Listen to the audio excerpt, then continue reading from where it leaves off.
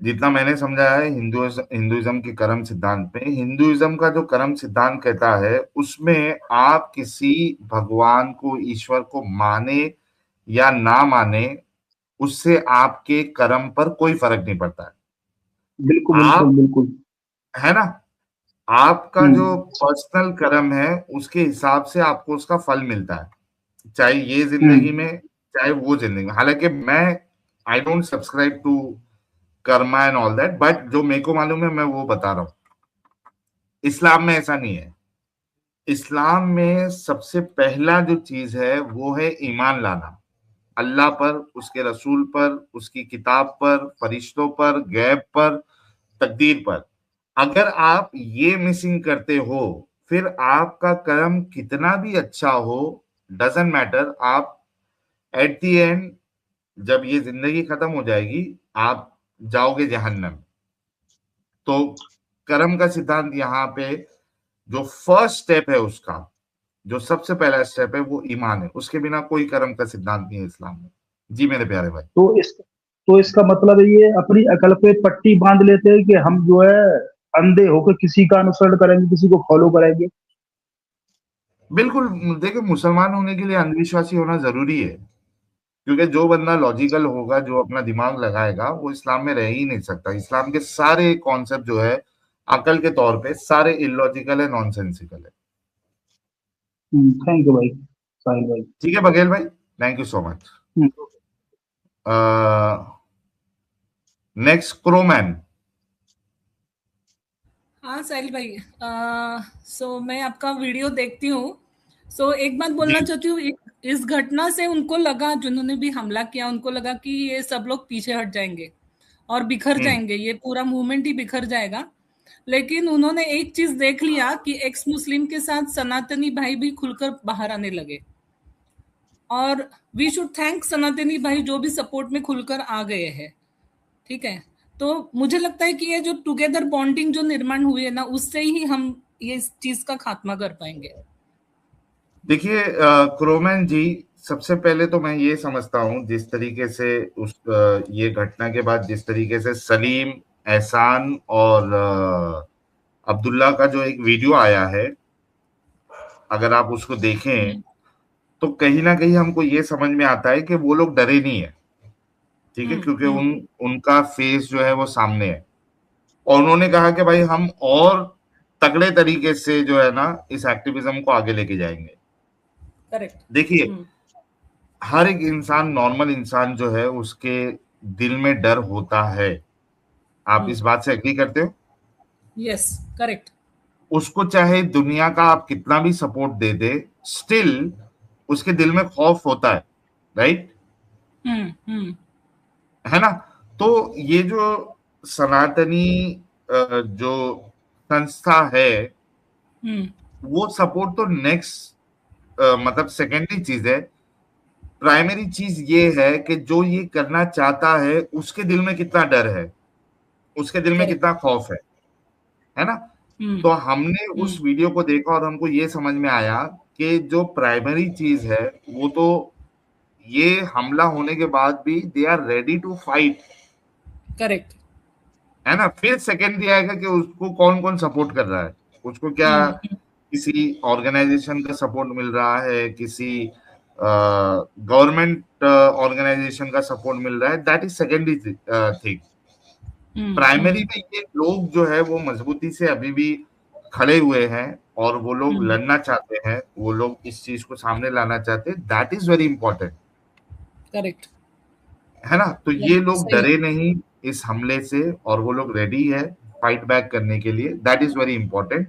तो मैं समझता हूं कि वाकई में ये लोग निडर है, लेकिन हम्म निडर होने के साथ साथ, मैंने जैसे कि आपने अगर क्रोमैन जी मेरी पहले एक दो लाइव सुनी होगी, मैंने उस पे कहा है कि निडर होना जो है वो तो एक अलग चीज है, लेकिन अपनी लाइफ बहुत इंपॉर्टेंट है। तो उसमें हम्म। आपको अपनी सिक्योरिटी का, अपनी सेफ्टी का बहुत ज्यादा ध्यान देना है। उसके मेरा मतलब, मेरा सजेशन है, बाकी सामने वाला कितना निडर है, वो कैसे करना चाहता है, वो उनका खुद का डिसीजन है। लेकिन मेरा सजेशन हमेशा हर एक एक्स मुस्लिम से यही रहेगा कि सबसे पहले अपनी लाइफ को जो है आपने उसको इम्पोर्टेंस देना है और उसके बाद बाकी चीजें करना है। करेक्ट, सही है। जी, thank thank you. You so much Roman ji. बाकी लोगों को भी मौका दे देते हैं क्योंकि बहुत हाँ, मैं एग्जिट कर रही हूँ। Thank you so much. Baghel भाई आप भी स्टूडियो छोड़ दीजिए। 10 सेकंड पे कुछ ओके, अभिजीत चौहान, चवन चवन, अभिजीत चवन। यस नहीं चौहान एक्चुअली महाराष्ट्रियन नेम है, so thank you so much अरे साहिल। वाह, थैंक यू सर। तो थैंक यू सर। एक 2.5 साल से आप लोगों को मैं सुन रहा हूँ और आज आपसे फर्स्ट टाइम बात कर रहा हूँ, so thank you so much. Thank you. सबसे पहले जल्दी से तो बताइए, क्या आपका यस कुछ सवाल है, क्या कहना चाहते हैं? नहीं जस्ट मेरा एक चीज है, मैं फटफट बोल के खत्म कर दूंगा, डोंट वरी। तो सबसे पहली चीज तो सबको होली की एडवांस में हैप्पी शुभकामनाएं सभी 4 लोगों तारीख को है ना? कल मतलब आज रात को होली दहन है और धूलिवंदन कल है, तो ऐसी बात है। अभी तो तो 2 है बेसिक ना यार, आज तो हाँ 2 तो है। जो आज ही आज मेरे जो रात को दोस्त धूली, लोग हैं। हाँ मुंबई में तो आज रात को ही होली जलेगी। अच्छा, ठीक है हाँ जी ठीक है हाँ ठीक जी है ठीक है। हाँ जी ठीक है। नहीं तो बस मैं सिर्फ ये बोलना चाह रहा हूँ कि आप सब लोग जो काम कर रहे हैं it's very good. First time मुझे जुड़ने का मौका मिला, so thank you so much. Adam भाई को भी सुनता हूँ, आपको भी सुनता हूँ, BR भाई भी अपना अलग एक्टिविज्म कर रहे हैं, तो ये बहुत अच्छी बात है। सेकेंड चीज मेरे को ये बात करनी है कि आपने जो भी कॉन्सेप्ट ऑफ गॉड जो आपका है वो चीज़ मुझे बहुत हिट करी है अच्छी तरीके से। बिकॉज दुनियावी लाइफ में ऑनेस्टली मैं खुद भी अगर लॉजिकली सोचूं तो करंट दुनियावी लाइफ में तो वैसे भगवान के, अल्लाह के या किसी के भी होने नहीं होने से टेक्निकली इतना कोई फर्क नहीं पड़ता है। ये सिर्फ जो भी चीजें हैं, कॉन्सेप्ट है, उसको अच्छी तरह से पढ़ो, अपनी लाइफ अच्छे से गुजारो, दैट्स इट। मरने के बाद तो वैसे ही कहानी खत्म है, ना ही कोई आपको बताने आएगा, ना ही कुछ बातें हो सकती है। सो ये चीज मेरे को बहुत अच्छी लगी आपकी, आपसे मेरे को एक लर्निंग मिला है लाइफ में। और लास्ट चीज मैं बोलूंगा, आपका परफ्यूम मैंने एक ही मंगाया हूँ और मेरे को मंगाने की बहुत इच्छा है, तो मैं डेफिनेटली मंगाओ। फॉलो करूंगा व्हाट्सएप पे और आपसे ऑर्डर लेते रहूंगा। बस कौन इतनी सा सी वाला बात थी परफ्यूम मेरी। मंगाया था आपने? आपने एकदम जो फर्स्ट वाला स्टार्टिंग में जो आपका वो अपना अ, इरेजिस्टिबल मंगाए थे? नहीं फर्स्ट एक मैंने सिर्फ ट्रायल के लिए मंगाया था। It's been a while, almost 6 महीने पहले मंगाया था जब आपने स्टार्ट किया था तभी। मंगाओ मंगाओ, जरूर मंगाओ। और अभी ये ऑफिशियली भी लॉन्च हो जाएगा बहुत जल्दी। थैंक यू अभिजीत यस भाई। Yes thank you so much, thanks everyone, bye bye. Maharashtra से कहाँ से? एक बार सिर्फ बता मुंबई के चलिए। मुंबई मुंबई अरे मुंबई आमची दाईसर। मुंबई मेरे भाई, आमची Mumbai. Thank you so much. आमची Mumbai. Yes yes thank you, bye. Thank you. Next number है हमारे एडवोकेट सज्जाद हुसैन साहब का। एडवोकेट जी साहब, वेलकम। आपका क्या हालचाल? जी, आदाब आदाब। बहुत दिनों के बाद आदाब। आपसे बात हुई है आज। मैं मेरे ये ख्याल से पहली कहना बार बात चाहूँ हो रही साहिल है भाई। आपसे। हाँ साहिल भाई, मैं ये कहना चाहता हूँ हम्म कि जो इस तरह का जो इनकरेज इन्होंने किया है, इसको बिल्कुल ही कंडेम भी होना चाहिए और बिल्कुल सख्त सख्त सजा होनी चाहिए। एक्चुअली हम्म क्या है कि मैं मुस्लिम कम्युनिटी में रहता हूँ, उनसे बातचीत करता हूँ। एक्चुअली ये लोग जब तक कुरान को पढ़ करके खुद नहीं समझेंगे, जब तक मौलवी मौलानाओं के चक्कर में रहेंगे, वो इनको इंसिगेट करते रहेंगे। कल की बात है, कल तरावी में, मैं तरावी तो पढ़ता नहीं हूँ, लेकिन वहां पर वो उनका खत्म तरावी थी तो उसमें मैं गया हुआ था। तो उसमें एक हम्म मौलवी जो है कह रहा था कि सबको, हर हर मुसलमान को कुरान को याद करना जरूरी है, यानी इसके बिना काम नहीं चलेगा, हर को सबको हाफिज बनना है। तो हम्म इनकी सोच उस तरह की हो गई है, जब तक ये खुद समझेंगे नहीं, जब तक इनका ब्रॉड माइंड नहीं होगा, रेशनल माइंड नहीं होगा, न तो ये जानते ही नहीं है कि भूकंप क्या होता है। आज भी नहीं जानते कि भूकंप क्या होता है, पानी कैसे बारिश होती है, पहाड़ कैसे बनते हैं। सारा कुरान में ये सब सारी चीजें हैं, लेकिन जब उसको कॉन्ट्राडिक्ट नहीं करेंगे तब तक इनको समझ में नहीं आएगी। तो ये लोग हम्म माइंडसेट के हैं और इनका माइंडसेट खराब हो चुका है। कल भी बैठा था, 3 लोग 4 लोग बैठे हुए, सारे पढ़े लिखे इंजीनियर थे, लेकिन किसी के पास कोई जवाब नहीं थी, सारे मुस्लिम थे 3 चारों। लेकिन जब नहीं, जब नहीं सोचेंगे तो ये सज्जाद भाई, जी। सज्जाद भाई, मुझे नहीं पता आप जी, मुझे कब से सुन रहे हैं, लेकिन ये चीज मैंने कंफर्म मैं की आप तो थी। मेरा इंटरव्यू भी कर चुके हैं 2-3 बार। बहुत अरे दिनों वाह। से मैं कम से कम मैं आपसे 5-6 साल साथ से जुड़ा हूँ, 6 साल से, अच्छा अच्छा। और नहीं अप्रिशिएट सज्जाद भाई, करता हूँ। देखिए मैंने ये बात जो है ना कई बार कही हुई है और मैं इस बात को साबित भी कर सकता हूँ। आप देखिए कि सारे मुफ्ती मौलाना जो है मुझसे डरते हैं डिबेट करने के लिए, क्योंकि मुझसे भी उनको भागते मालूम हैं। है कि भाई किसी हिंदू से डिबेट कर लो, चांसेस है कि आप जीत जाओगे। किसी क्रिश्चियन से डिबेट कर लो, चांसेस है आप जीत जाओगे। किसी बुद्धिस्ट से डिबेट कर लो, चांसेस है कि आप जीत जाओगे। किसी सिख से डिबेट कर लो, चांसेस है कि आप जीत जाओगे। लेकिन साहिल से अगर आप डिबेट करोगे तो कोई भी चांस नहीं है, यानी 0.00001% भी चांस नहीं है कि वो मैं साहिल से जीत जाए डिबेट में। साहिल भाई, मैं पिछले 30-35 साल से कुरान का जो है ट्रांसलेशन एक्सप्लेनेशन पढ़ रहा हूँ हदीस के साथ। जिस तरह से आप जी लॉजिक देते हो, मैंने पूरी मौलाना को, मुफ्ती को, 4-4 3-3 मुफ्तियों को एक साथ चैलेंज कर चुका हूँ कि आप लोग आइए साथ में। किसी भी जी बातों का, इनको कुरान में कोई भी बातों का जवाब नहीं है। एक कुरान बना हुआ है। कुरान का जो बाकी सब सिस्टम, मोहम्मद साहब का जो सिस्टम था, वो चाहते थे कि एक अच्छे इंसान लोग बने, लेकिन ये सब घटियागिरी पर घटिया उतरते चले आ रहे हैं।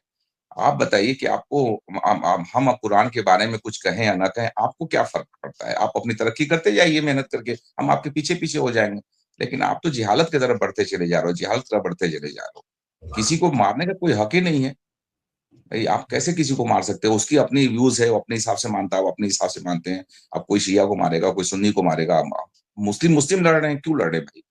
ये कुछ नहीं है, सही। सिर्फ अपना माइंडसेट इनका है। रजत भाई आप और कहाँ प्रैक्टिस करते हैं अभी? मैं सुप्रीम कोर्ट में हूँ, दिल्ली हाई कोर्ट में हूँ, और अरे डिस्ट्रिक्ट वाह, कोर्ट्स में हूँ।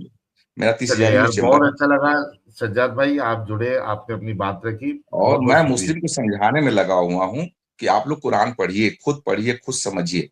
आप बताइए, तरावी हो रही है, न पढ़ने वाले जानते हैं कि क्या पढ़ रहा है, और न सुनने वाला जानता है कि कुरान में क्या लिखा हुआ है, और पूरे आंख बन के सुनते चले जा रहे हैं। ठीक है, अच्छी बात है, आप सुनिए। आपको नहीं समझ में आता, ईमान के नाम पर सुनिए। लेकिन जब ये कोई कहे कि भाई न पढ़ने वाले को समझ में आ रहा है कि क्या पढ़ रहा है, न सुनने वाले, तो आप इस सच्चाई को मानिए ना। आप अरबी क्यों नहीं पढ़ाते हो लोगों को? अरबी बोलना सिखाइए, पढ़ना सिखाइए, लिखना सिखाइए, पोल खुल जाएगी तब ना, समझ में आएगा।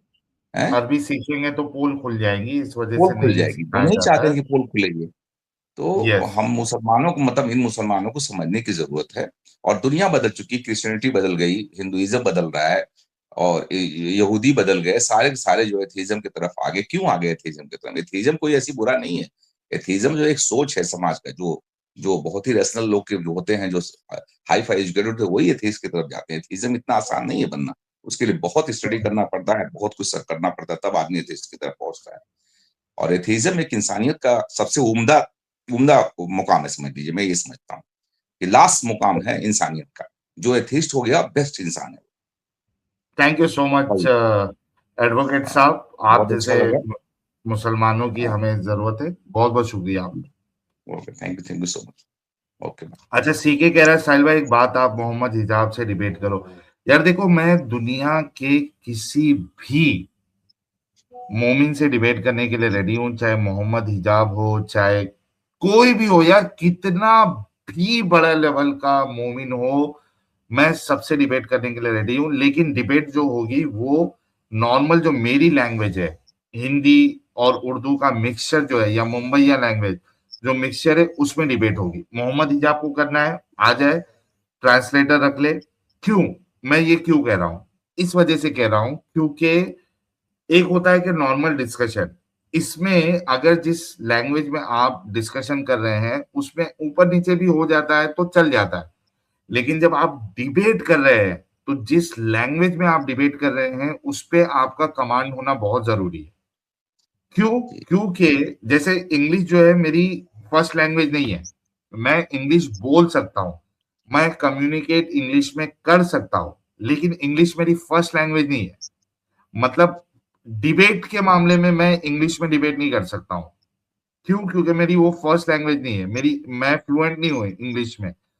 तो जब आप किसी लैंग्वेज में फ्लुएंट नहीं होते हो और उसके बाद उस लैंग्वेज में अगर आप डिबेट करोगे, तो आपके पास कितने भी अच्छे आर्ग्यूमेंट्स हो, उसको आप क्योंकि एक्सप्रेस नहीं कर पाओगे अच्छे से, तो दुनिया को या जो देखने वाला है उसको ये लगेगा कि आपके पास आर्ग्यूमेंट ही नहीं है।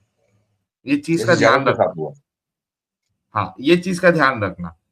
तो डिबेट कभी भी आप उस लैंग्वेज में करेंगे जिसमें आप वेल वर्स्ड हो, आप फ्लुएंटली वो चीज को बोल सकते हो। तो कोई भी, चाहे मोहम्मद हिजाब हो, इंग्लिश वाला कोई इस्लामिक स्कॉलर हो, हिंदी हिंदी के लिए तो कोई टेंशन नहीं है, हिंदी उर्दू के अलावा यानी जो मेरी मिक्स लैंग्वेज है उसके अलावा, चाहे फ्रेंच वाला, दुनिया का आप कोई भी डिबेटर, बेस्ट डिबेटर आप समझते हैं कि वो मेरे को हरा सकता है, उसको लेके आ जाओ। एक ट्रांसलेटर रख लेते हैं, मैं अपनी बात हिंदी में रखूंगा, वो इंग्लिश में बोले उसको ट्रांसलेट कर लेंगे। और आई विल इंश्योर, ये मेरी बात लिख के ले लेना जो 4000 लोग सुन रहे, आई विल इंश्योर, जिस लेवल पे मैं पहुंचा हूं अभी, यानी जब मैं एक्स मुस्लिम था 4 साल 4.5 साल मैंने एक्टिविज्म की हुई है, मैंने लोगों से डिस्कशन किया हुआ है, मैंने मौलानाओं से डिस्कशन किया हुआ है, मैंने आम मुसलमानों से डिस्कशन किया हुआ है।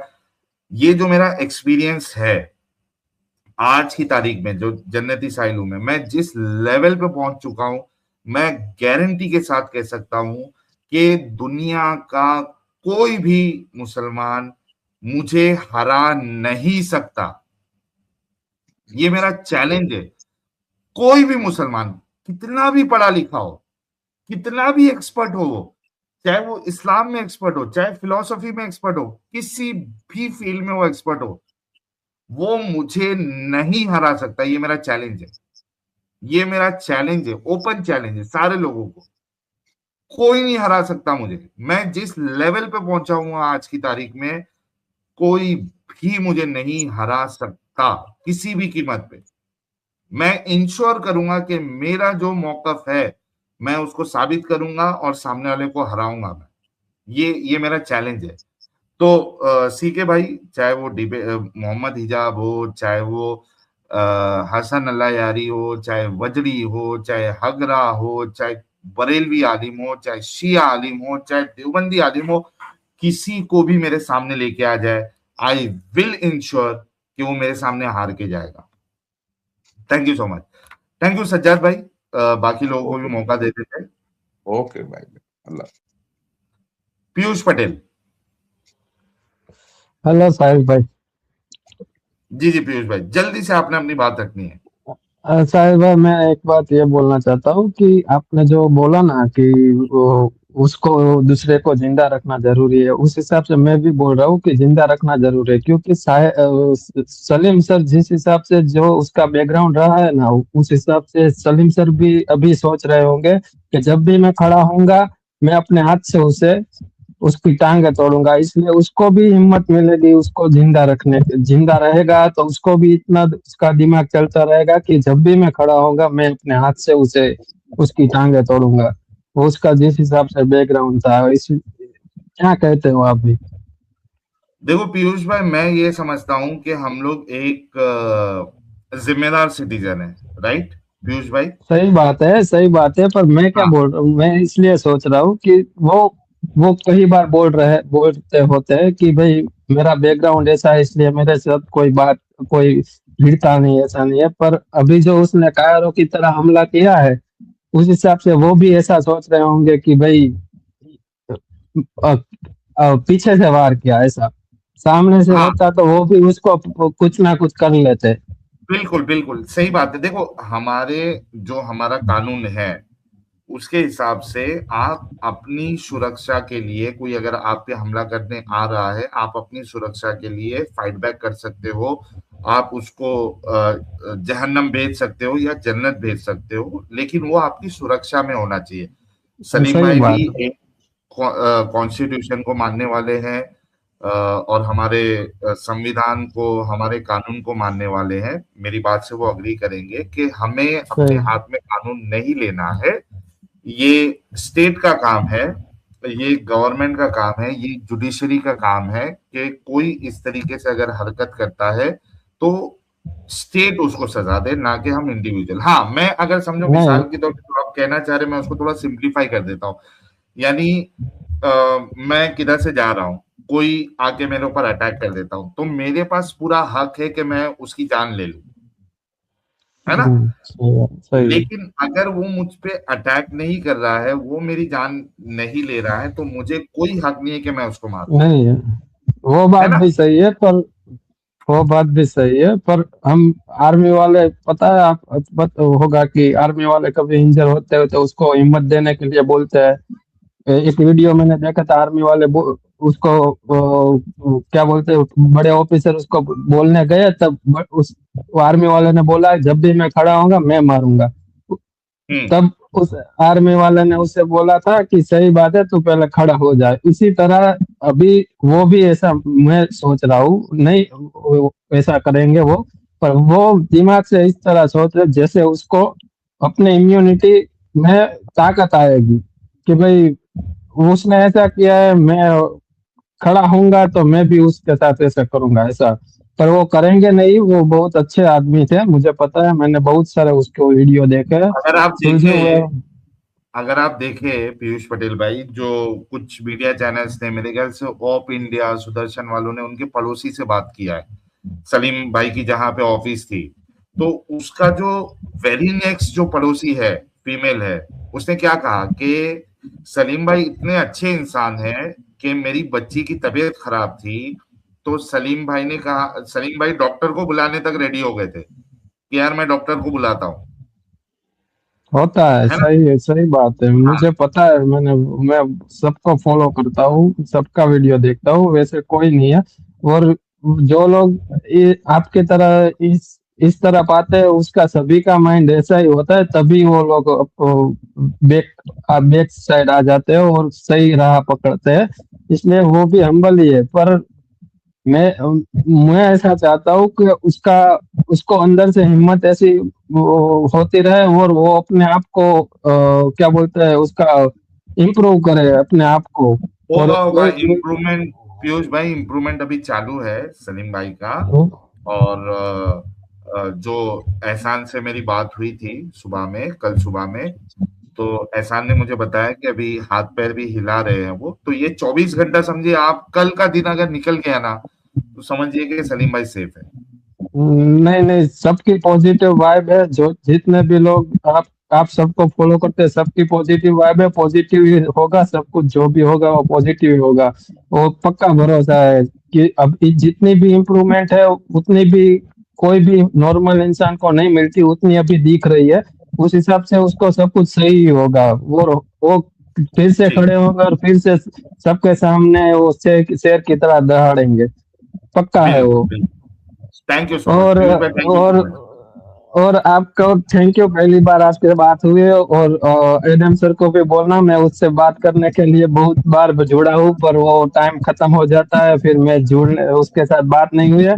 सबको याद ही देना और सबको फॉलो करता हूँ, रेगुलर आपके वीडियो देखता हूँ। और मैं अभी लंदन में हूँ, मैं डिलीवरी की जॉब करता हूँ। मैं पूरा टाइम काम करते करते 24 घंटे आप सबकी वीडियो देखता हूँ और दूसरा कुछ भी नहीं देखता हूँ। सब सर पूरा दिन आपके वीडियो देखता हूँ और बहुत अच्छा लगता है जो आप कर रहे हो ना वो। Thank you so much, thank you Piyush भाई। अच्छा, थैंक यू।